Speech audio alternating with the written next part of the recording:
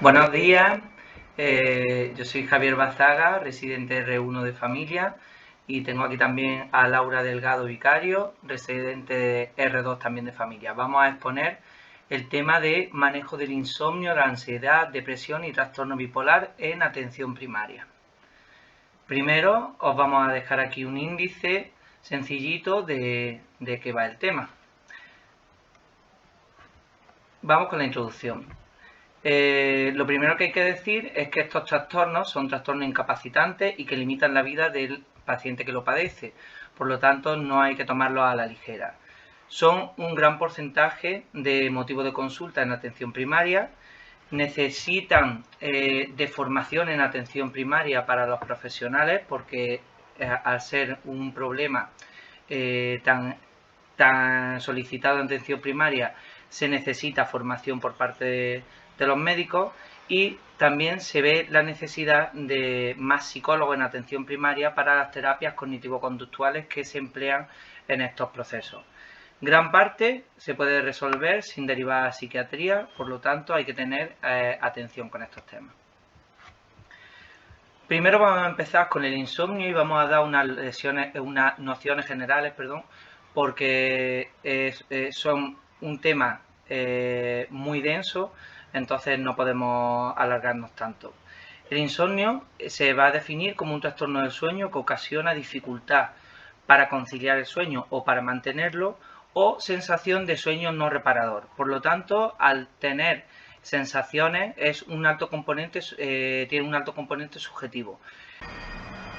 Al ser una enfermedad tan frecuente, es motivo de gasto de recursos sanitarios.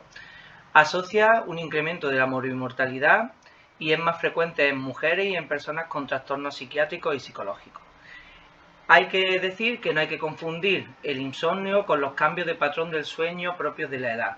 Por ejemplo, las personas ancianas que duermen menos.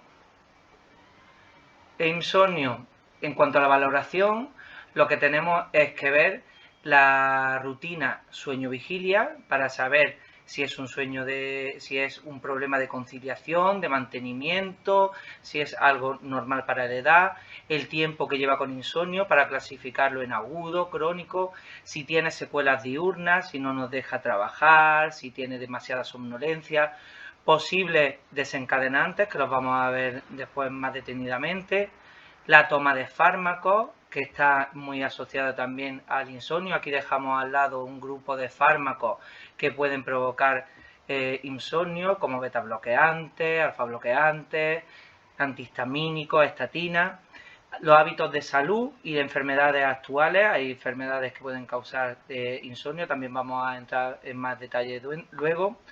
El tiempo total dormido, para saber si en verdad es normal o no es normal. La eficiencia del sueño, si es un sueño reparador o no, aunque se haya dormido toda la noche, y el tiempo de conciliación y el despertar. En cuanto a la clasificación, aquí vamos a dejar un pequeño esquema que luego vamos a ir desglosando detenidamente. Según la etiología, vamos a tener un insomnio primario o secundario. Según el momento de aparición en la noche, va a ser de conciliación, que es el insomnio más frecuente, de mantenimiento o de despertar precoz. Y según la duración, transitorio, si es un insomnio que ha durado menos de una semana, agudo de corta duración cuando dura hasta 3 semanas y crónico si supera las 4 semanas, que suele ser el 50% de los casos que vienen a atención primaria de insomnio. En cuanto a la etiología, como hemos dicho, puede dividirse en insomnio primario o insomnio secundario. Dentro del primario lo que hay que ver es que no sea causado por otras enfermedades. Entonces, el insomnio primario no puede ser causado por narcolepsia, no puede estar relacionado con problemas de respiración, eso se consideraría apnea, no trastornos del ritmo circadiano, parasomnia u otros trastornos mentales. Tampoco puede ser el insomnio producido por sustancias y tampoco el debido a enfermedades médicas que puedan causarlo.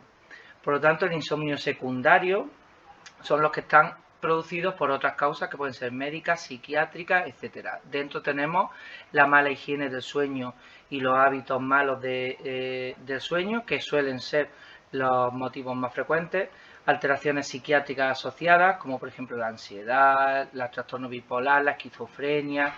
El 50% de los insomnios crónicos se deben a este tipo de alteraciones.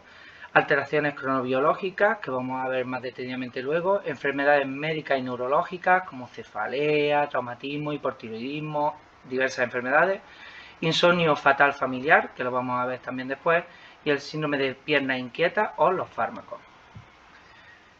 En cuanto a las medidas, en cuanto a las medidas de higiene del sueño, vamos a tener que para evitar las medidas malas de higiene, lo que vamos a tener que conocer es cuáles son las buenas.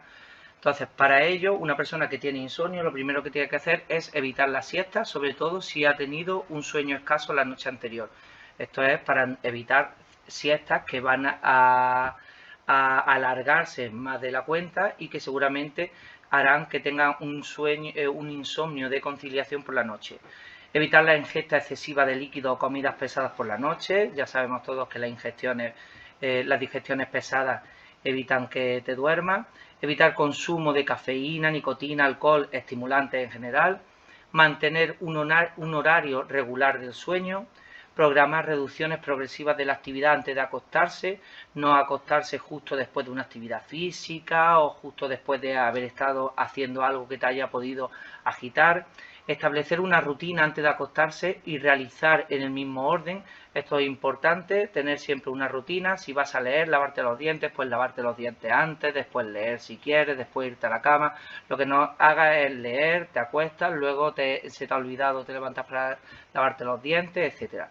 Mantener un entorno de sueño silencioso, oscuro, seguro, confortable.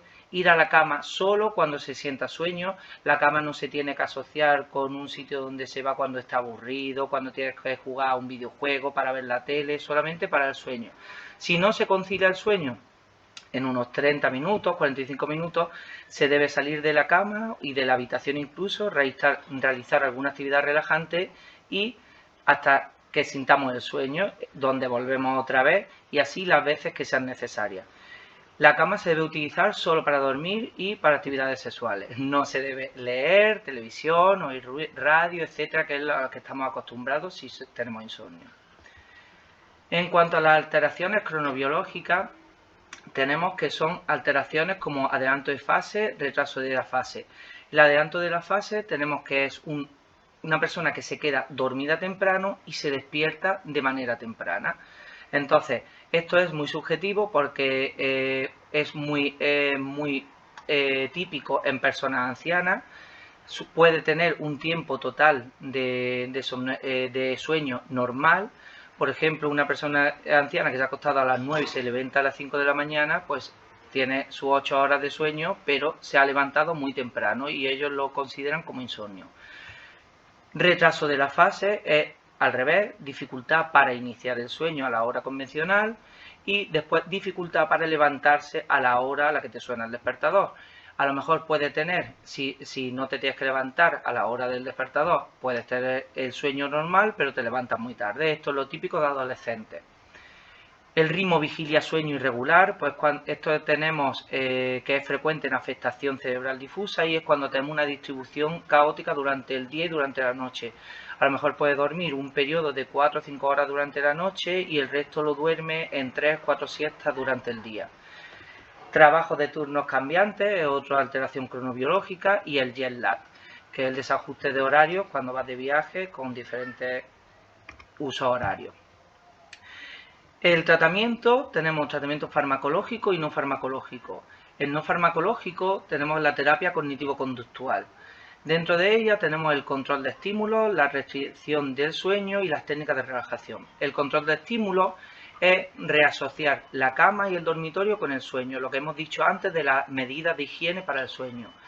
Los insomnes que pasan mucho tiempo dando vueltas en la cama, estas son las medidas que más les facilita poder conciliar el sueño. En cuanto a la restricción del sueño, lo que se hace es que se modifica el tiempo total en función de la eficacia del sueño. Vamos subiendo o bajando 15 minutos de sueño dependiendo de lo bien o lo mal que hayamos dormido. El tiempo dormido entre el tiempo que hemos estado en la cama. En el caso de que la eficiencia del sueño sea menor del 80%, se disminuye 15 minutos durante una semana hasta que se suba esa eficiencia del sueño. El objetivo es que llegues más cansado por la noche. Si no funciona, se vuelve a quitar otros 15 minutos la semana siguiente, va semanalmente. Si aumenta la eficiencia entre el 85 y el 90%, entonces vamos volviendo a aumentar de 15 minutos en 15 minutos semanalmente hasta conseguir un sueño normal. Nunca, en el caso de que estemos reduciendo de 15 en 15 minutos, estemos reduciendo las horas del sueño, nunca se debe reducir menos de 5 horas nocturnas porque provocaría excesiva somnolencia. Esta es una terapia que se adecua sobre todo para personas que tienen muchos despertares durante la noche. Y en cuanto a las técnicas de relajación, pues son las técnicas que todos conocemos, con imágenes, con meditación, ejercicio ligero, respiraciones profundas, etc. En cuanto al tratamiento farmacológico, todos conocemos más o menos los tratamientos farmacológicos, que vamos a entrar luego, pero de una manera sutil. Lo que es importante es a quién se le tiene que tratar farmacológicamente y cómo, porque estamos muy acostumbrados a meter demasiados fármacos a la mínima. ¿A quién? Pues sería personas que necesitan una respuesta inmediata, personas que por su trabajo, por las condiciones en ese momento de vida necesitan conciliar el sueño y no pueden esperarse a meses, pues tienen que hacerlo de manera farmacológica. Cuando tenemos insomnio severo con trastornos, porque tengamos otros trastornos importantes asociados, personas con trastornos psiquiátricos, por ejemplo. Cuando las medidas farmacológicas no han funcionado, por lo tanto, si no funciona, pues tenemos que pasar al siguiente escalón. Es cuando las personas con insomnio persiste el insomnio después de la causa médica que la estaba provocando y ya la hemos solucionado, pero sigue el insomnio. ¿Cómo se debe hacer el tratamiento farmacológico? Se debe hacer en monoterapia, a ser posible, con la menor dosis posible, porque suelen ser fármacos que en su mayoría crean adicciones, en periodos cortos, menos de 7 días todas las noches, o si es un periodo más largo, se debería poner cada 2-3 noches a la semana, no aumentar la dosis a todos los días si vamos a mantenerlo durante muchos días, y un máximo de 14 días. ¿Cuáles son los tratamientos? Los tratamientos tenemos las benzodiazepinas, las no benzodiazepinas o fármacos Z y otros tipos de tratamientos. En cuanto a las benzodiazepinas, os vamos a dejar aquí una tabla, no vamos a entrar demasiado en el tema porque es como para una sesión aparte. Ya sabéis que tenemos de vida corta, vida media, vida más larga. Aquí las benzodiazepinas que están marcadas son las que están aprobadas para el insomnio. Eso no quiere decir que haya muchísimas otras benzodiazepinas que se utilizan para ello, aunque no estén en ficha técnica para el insomnio. Tipo el alprazolam, por ejemplo, que no está aquí y se usa mucho. Aquí dejamos la sustancia, la vida media que tienen, la dosis que equivaldría a 5 miligramos de diazepam y la dosis diaria que se recomienda. Los fármacos no benzodiazepina o fármacos Z, que tenemos el único aprobado en España sería el zolpidem, como vemos aquí, y después ya tendríamos otros, como por ejemplo la valeriana y la melatonina. En este caso, la melatonina es el más utilizado a día de hoy. Hay varios componentes con melatonina a día de hoy y se utiliza mucho. Y dentro de los demás tenemos los antidepresivos, antihistamínicos, neurolépticos y barbitúricos, que en este caso ya no se suelen utilizar. Y como novedad tenemos el daridorexant, que es el Quviviq, que es un nuevo fármaco que acaba de aprobar la Unión Europea, que actúa sobre un mecanismo novedoso, porque lo que hace es que hace una inhibición de la actividad cerebral de la vigilia, pero bloqueando solamente los receptores de orexina, que es el neurotransmisor que provoca la vigilia. Por lo tanto, es un fármaco que no afecta al resto del estado general, no crea somnolencia diurna, no crea afectación cerebral de otro tipo, y es la última novedad que acaban de aprobar, que está solo aprobado para la somnolencia, o sea, para el insomnio, perdón. Pasamos al trastorno de ansiedad. Los trastornos de ansiedad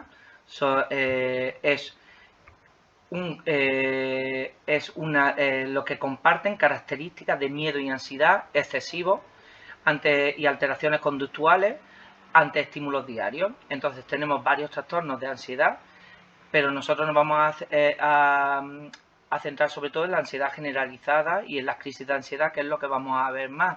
El resto un poco más de psiquiatría. Pero bueno, igualmente tiene una prevalencia en España de un 6,7% en general, el doble en mujeres que en hombres, y los mecanismos neurológicos no son bien conocidos. Se han visto diferentes alteraciones neurológicas, pero no se sabe bien el porqué.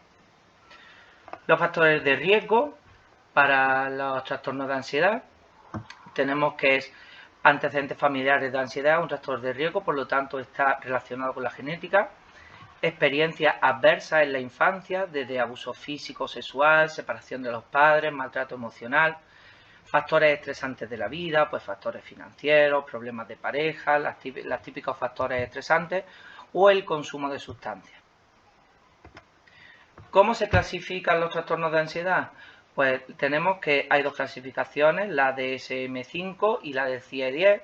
Y vamos a decir que dentro de los trastornos de ansiedad, pues tenemos que está el de trastorno de ansiedad por separación, el mutismo selectivo, la fobia específica, el trastorno social, el trastorno de pánico, la agorafobia, la generalizada, que es la que más nos interesa a nosotros, de sustancias y trastornos específicos y no específicos. En esto no vamos a entrar demasiado. El diagnóstico del trastorno de ansiedad generalizado, lo que tenemos que hacer es primero descartar causas orgánicas y farmacológicas. Y una vez descartado esto, vamos a tener que coger como diagnóstico cuando presenta 4 síntomas de los que vamos a exponer aquí. Eso es lo que nos dice la DMS-5 que hay que hacer. 4 síntomas de los que mostramos. Dentro de los síntomas tenemos los autónomos, los psicológicos, los generales y otros. Dentro de los autónomos, pues tenemos los típicos que nos llegan, por ejemplo, una crisis de ansiedad de urgencia, palpitaciones, sudoración, sensación de ahogo, malestar en el pecho, náuseas. Los psicológicos, mareo, inestabilidad, miedo a perder el control, miedo a morir, es muy típico en una persona con una crisis de ansiedad que le duela el pecho y que te diga que cree que se está muriendo. Los trastornos, los síntomas generales, sofoco, escalofrío, aturdimiento, personas que vienen con hormigueo de las manos, de los brazos, molestias musculares, sensación de nudo en la garganta, de boca seca, por ejemplo, y otros como dificultad para concentrarse, irritabilidad, insomnio. El tratamiento, vamos a tener la psicoterapia como primera base para el trastorno de ansiedad. Tenemos la actitud del profesional, es muy importante. A un paciente con una ansiedad hay que tratarlo de una manera empática. Tiene que ser una manera empática, pero a la vez terapéutica, tranquilizadora e informativa. Hay que explicarle al paciente de dónde vienen sus síntomas y que no se tiene que preocupar porque no le está pasando algo orgánico. Animarle a que manifieste sus miedos y sus preocupaciones, que no se calle nada, que te diga todo lo que tenga que decirte, sea relevante para ti o no. Movilizar la autoestima del paciente. Preguntarle cómo resolvió los casos de ansiedad las veces anteriores que le dieron, si no es su primera vez. Transmitir un optimismo realista. No le vas a decir que no le va a pasar nunca más en la vida, pero tienes que transmitirle que no es nada grave y por lo tanto puede controlarlo. Fomentar la actitud participativa. Él mismo puede aportar soluciones. ¿Qué se le ocurre que puede hacer que esté más tranquilo? Pues si tiene problemas familiares, cómo solucionarlos, problemas económicos, etcétera. Todo lo que él te pueda aportar para que aumente su autoestima, mejor. Valoración del deterioro y la gravedad del cuadro. No es lo mismo una persona que tiene una ansiedad que no le deja salir a la calle que una persona que le da muy puntualmente, etcétera. Nunca se le debe decir que no tiene nada. Esto es muy típico, decirlo, todos lo decimos en urgencia, en algún momento se nos escapa, tranquila, que no tienes nada, que esto es simplemente ansiedad. Esto lo que hace es que aumenta el nivel de ansiedad. Hay que hacer una evaluación y movilización de recursos sociales y familiares para apoyar al paciente en el caso de lo que necesite, y técnicas sencillas de relajación, como hemos dicho antes, respiración tranquila, lenta, abdominal, etcétera, cosas que puedan relajar al paciente. Pues dentro de las medidas no farmacológicas, lo que vamos a hacer es, en primer momento, disminuir o dar de manera más discontinua estimulantes y sedantes, el alcohol, las benzodiazepinas, porque son lo que más nos va a influir. Regular un ejercicio aeróbico de más de 20 minutos al día. Si es apropiado, se debe involucrar al paciente en programas de salud mental, por lo que hemos dicho, en pacientes dependiendo de la gravedad del cuadro y de lo incapacitante que sea, se les derivará o no a este tipo de recursos. Utilizar estrategias para el manejo de la ansiedad, pues la psicoterapia, como decíamos, se necesitan psicólogos para eso en atención primaria, derivarlo a psiquiatría si hace falta, técnicas de relajación. Ante un síndrome de hiperventilación, en este caso en las crisis de ansiedad, que suelen ser más típicos, con parestesia de mano, de boca, mareo, se puede usar una bolsa de papel para la hiperventilación para normalizar los niveles de carbónico. En cuanto al tratamiento farmacológico, aquí os vamos a dejar una tabla con los diferentes fármacos que tenemos, que dependiendo de los trastornos de ansiedad se van a utilizar unos o se van a utilizar otros. Entonces, en el trastorno de ansiedad generalizada tenemos que lo que se recomiendan son los inhibidores selectivos de la recaptación de serotonina, la fluoxetina, la sertralina, etcétera. La duloxetina también como inhibidor de la recaptación de serotonina y noradrenalina, y los agonistas parciales de los receptores de serotonina y de dopamina. Igualmente, en las crisis de ansiedad se pueden utilizar benzodiazepinas, que es lo que vamos a utilizar sobre todo en urgencia. Y ya vamos a pasar al siguiente trastorno con mi compañera Laura. En cuanto a la depresión, el manejo adecuado de esta enfermedad psiquiátrica y psicológica es llevar al paciente de forma adecuada en las consultas de atención primaria como primer paso. Segundo paso es hacer al paciente partícipe de su propia enfermedad, poniendo de su parte, trabajando desde casa y instándole a que se habitúe a técnicas de autocuidado, así como en el entrenamiento en resolución de sus problemas, educarlo en buenos hábitos alimentarios, buenos hábitos de vida, horarios regulares, etc. En tercer lugar, tenemos como papel fundamental la consulta de psicología. Va a ser una herramienta fundamental porque es útil y se debe indicar en todo grado de depresión, ya sea leve, moderada o grave. Los antidepresivos, sin embargo, no se deben indicar de forma sistemática, sino más bien están indicados en la depresión ya moderada grave. No se recomienda en depresión leve y tampoco en pacientes con síntomas depresivos subumbrales, que son pacientes con cierta disminución del estado de ánimo, pero que no llegan a criterios de depresión. Los antidepresivos se deben considerar en pacientes con síntomas umbrales mantenidos durante al menos 2 años, en depresión persistente a pesar de otras intervenciones, como por ejemplo el tercer escalón, que son las consultas en psicología.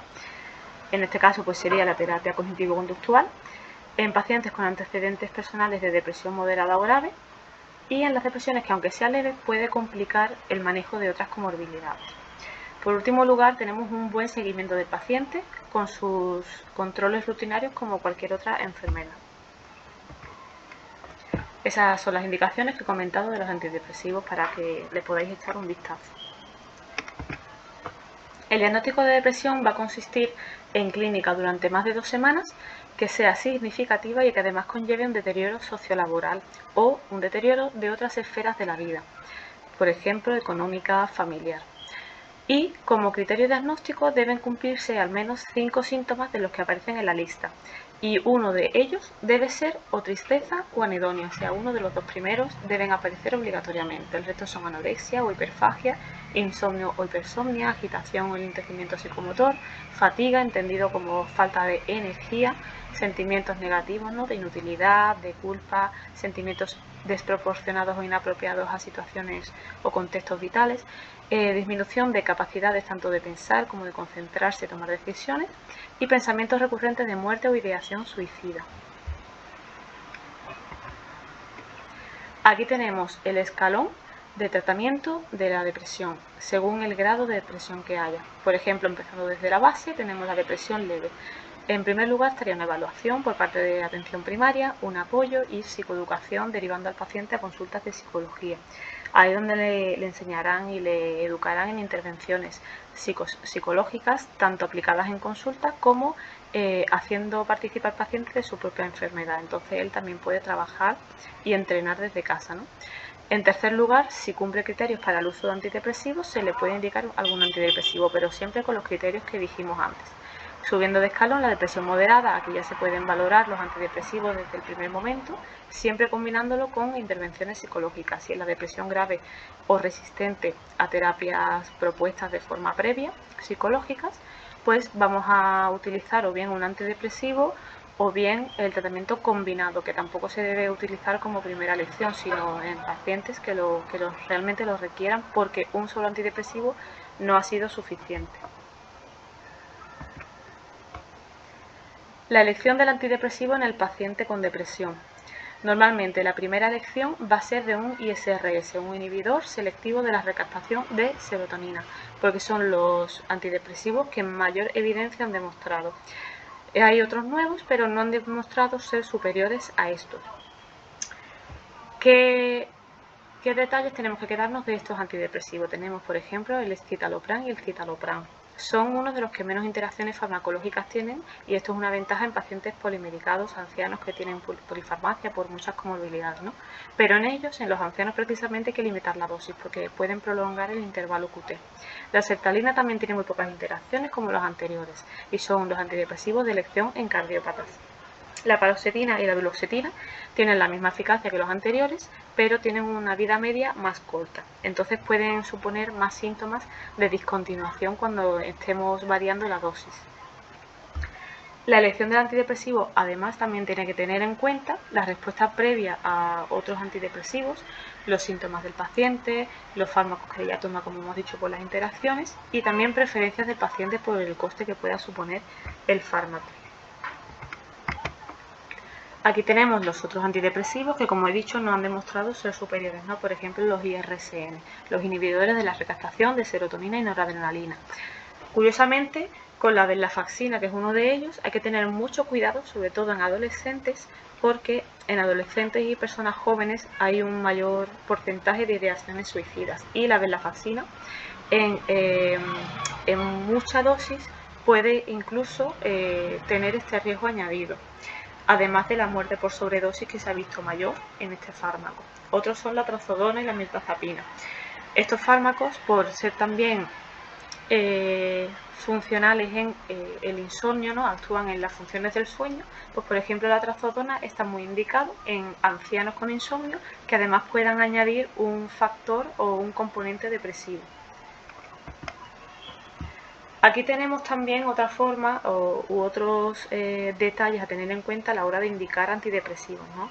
Por ejemplo, en adolescentes pues se aconseja la fluoxetina, en ancianos, como hemos dicho, por las interacciones la sertralina, en el embarazo el citalopram porque también tiene pocas interacciones y tiene relativamente poco efecto secundario, y en la lactancia la paroxetina o sertralina.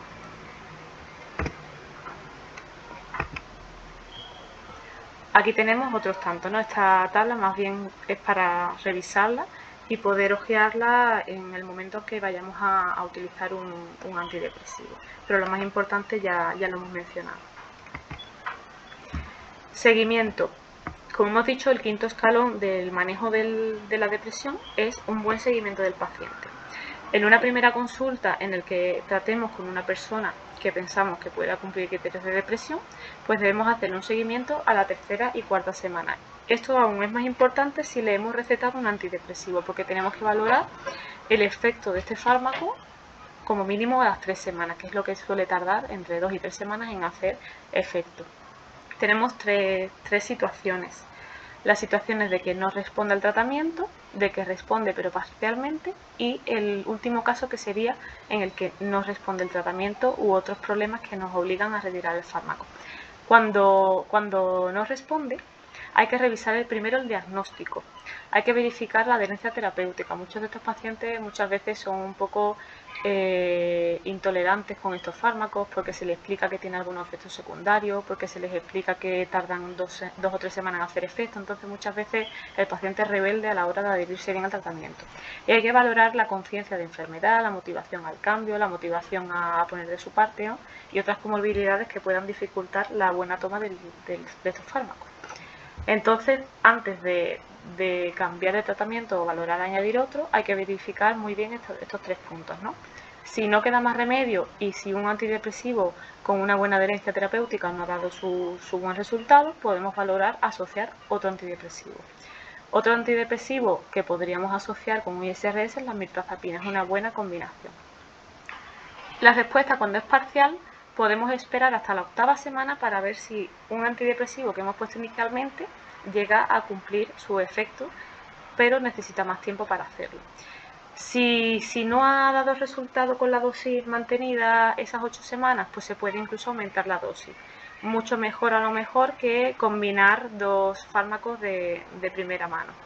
Y cuando el fármaco pues no es efectivo, a pesar de subir la dosis hasta una dosis segura, cuando tiene unos efectos adversos que el paciente no tolera, cuando son efectos adversos graves o porque tienen interacciones farmacológicas con otros fármacos que no podemos retirar por las condiciones del paciente, pues en este caso tendríamos que valorar retirar el fármaco y sustituirlo por otro. Pasamos al trastorno bipolar. Vemos que los escalones del manejo del trastorno bipolar son muy parecidos a la depresión, pero aquí el segundo escalón tiene una importancia clave. Muchas veces el trastorno bipolar se nos va a presentar como una depresión, entonces en estos casos en los que en primera mano parece una depresión hay que descartar siempre un factor o un componente de bipolaridad, porque puede ser un trastorno bipolar que en principio se ha presentado como depresión. Estos pacientes van a ser más susceptibles y más subsidiarios de ser derivados a salud mental, porque el trastorno bipolar, aparte de conllevar un riesgo añadido, su tratamiento de por sí es más complejo y en atención primaria de salud hay muchos de los fármacos utilizados en el trastorno bipolar que no se pueden recetar en atención primaria, entonces sí o sí van a tener que derivarse a salud mental. Hay que sospechar bipolaridad, como vemos en el cuadro de la izquierda, si hay un periodo persistente y bien definido de una energía normal o un estado de ánimo anormalmente elevado, ¿no? Expansivo, incluso irritable, y que dura más de una semana o mínimo una semana. Cuando este estado de ánimo anormal no es atribuible a toma de sustancias, drogas u otras afecciones médicas. Previo episodio depresivo, por lo que he comentado, puede presentarse en primera forma como un cuadro depresivo, pero también puede ser que haya previamente otro episodio maníaco o incluso hipomaníaco, ¿no? Síntomas un poquito más subumbrales a la fase plenamente maníaca. Incluso puede haber pacientes que han tenido episodios previos que son mixtos, que han tenido tanto depresión como crisis maníacas. Y no debe estar explicable por la esquizofrenia, trastornos esquizoafectivos o trastornos delirantes, que son otras enfermedades psiquiátricas que pueden combinar sintomatología parecida. ¿Cuál es el tratamiento farmacológico del trastorno bipolar? La clave son los estabilizadores del ánimo y aquí tiene un gran protagonismo el litio. El litio lo que va a hacer es prevenir las crisis maníacas, sobre todo los síntomas psicóticos. Lo que nos debe interesar sobre todo en atención primaria, más que recetar este fármaco, porque de esto se va a encargar salud mental, es saber el rango terapéutico adecuado de este fármaco, que va a ser, como vemos a la derecha, entre 0,6 y 1,2 milequivalentes por litro. Porque la sobredosis de litio conlleva un gran peligro de efectos secundarios y la infradosificación de este fármaco va a hacer que puedan aparecer de nuevo las crisis maníacas. Hay otros estabilizadores del ánimo, pero este es de los más usados. Luego antipsicóticos para las fases maníacas y cuando tienen síntomas maníacos, síntomas psicóticos. Y los antidepresivos hay que tener cuidados con ellos porque de usarlos en una fase inadecuada podemos desencadenar una fase maníaca, ¿no? Estos hay que usarlos cuando el trastorno bipolar se encuentra en una fase depresiva. Se pueden usar solos o combinados. Una buena combinación, por ejemplo, puede ser el de un antipsicótico y un antidepresivo, como es el Symbiase. Luego, la terapia cognitivo-conductual va a ser clave, igual que en toda enfermedad psicológica o psiquiátrica, y hay que tratar de forma añadida, pero esto se puede extrapolar a todas las enfermedades psiquiátricas, Tenemos que también tratar el abuso de sustancias, las estrategias de autocuidado, como hemos dicho, el paciente debe ser partícipe de su enfermedad y intentar que el paciente tenga un buen apoyo familiar. Entonces la familia debe involucrarse bastante. Los criterios de derivación. A salud mental en concreto. Primero hay que excluir la causa orgánica. Esto es muy importante porque no es lo mismo una enfermedad psiquiátrica primaria a síntomas psiquiátricos derivados de otra afección. Entonces debemos descartar que hay algo ahí que puede estar causando estos síntomas, con una buena anamnesis, una buena exploración física y unas buenas pruebas complementarias que se puedan hacer desde atención primaria de salud. En este caso, las pruebas complementarias que vamos a hacer es una bioquímica general de sangre y orina, un análisis de tóxicos, alguna prueba de imagen si lo vemos necesario porque podamos pensar que hay alguna enfermedad orgánica o focal que está causando esos síntomas, y no nos puede faltar una bioquímica antes de la derivación con los siguientes parámetros: VIH, sífilis, virus de Epstein-Barr, niveles de ácido fólico, de vitamina B12 y las hormonas tiroideas. Esto no nos puede faltar antes de derivar a salud mental. Criterios de derivación. Aquí tenemos a dónde derivamos y qué criterios. Cuando valoramos derivar a psicología clínica va a ser porque el paciente necesita tratamiento combinado médico-psicológico. Estos criterios de derivación los vamos a aplicar a las 4 enfermedades que hemos visto en esta presentación. Cuando necesita tratamiento psicológico, y esto básicamente es en toda enfermedad psiquiátrica. Cuando derivamos a psiquiatría médica a la derecha, cuando los síntomas engloban una gravedad significativa, cuando hay síntomas psicóticos o cuando hay un empeoramiento del paciente progresivo que no podemos frenar desde la consulta de atención primaria, ni siquiera desde la consulta de psicología clínica. Cuando el tratamiento es complejo de por sí, por ejemplo, en el trastorno bipolar lo hemos comentado que es un tratamiento de por sí complejo y lo lleva a salud mental. Para hacer un diagnóstico diferencial, cuando hay enfermedades psiquiátricas que tienen mucha sintomatología en común, nos puede resultar difícil el diagnóstico diferencial y por ello aceptar en el tratamiento. Entonces, en estos casos debemos derivar para que desde allí se haga el diagnóstico diferencial. Y cuando no haya una respuesta terapéutica, desde el momento en que nosotros podamos mandar ese tipo de fármacos, ¿no? Mandamos unos fármacos a los cuales el paciente no responde y en ese caso debemos derivar a salud mental para que ellos receten fármacos que no están en nuestra mano. ¿Y cuándo vamos a derivar a servicio de urgencia hospitalaria? Normalmente va a ser o para ingreso o para estabilizar al paciente porque haya tenido una desestabilización de su tratamiento. Cuando haya signos de alarma. ¿Estos signos de alarma cuáles son? Riesgo de suicidio o intento reciente y riesgo de heteroagresividad. Normalmente estos dos son suficientes como criterios de ingreso. Como criterios de servicio de urgencia sin ingreso, cuando haya una descompensación psicótica la mayoría de las veces. Aquí os dejamos la bibliografía para que podáis consultar todo lo que hemos visto y esperamos que os haya gustado. Muchas gracias.